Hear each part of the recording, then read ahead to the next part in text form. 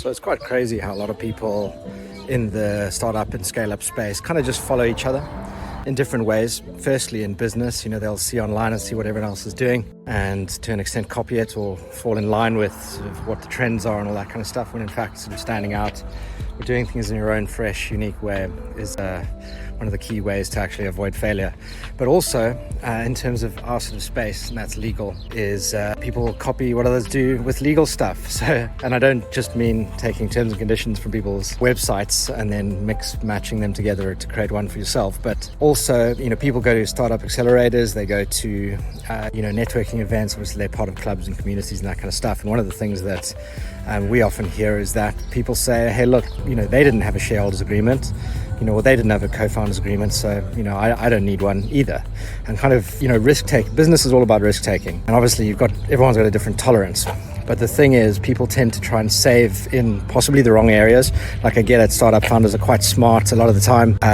Maybe not always, obviously, but, a lot of the time you've got some pretty smart people who are doing interesting stuff. And yes, they can put some terms of service together. Maybe it's not going to be perfect. When it comes to partnerships, co-founders, shareholders, equity, anything to do with money and ownership of a business, that's really not an area where, you follow other people who are not being cautious. If someone says, oh, well, I'm thinking of getting that stuff done later, or, I don't think that's important, and you go, yeah, you're right, like, we get on, it's all good, we trust each other and stuff. That's, all well and good until things go badly or things even go well, because next thing you know it, you've got a lot of money flowing in, or other potential partners, investors, co-founders, things like that are keen to get involved in your business. And then one of you is like, yeah, come on, let's get involved, let's do that. And the other one's like, well, hang on a minute, like, I thought we worked well together, like, can't we just carry on with the two or the three of us or whatever? So you've got all those situations where, it's like money, opportunities, changes in people's lives, personal lives, professional lives, and of course in terms of the business.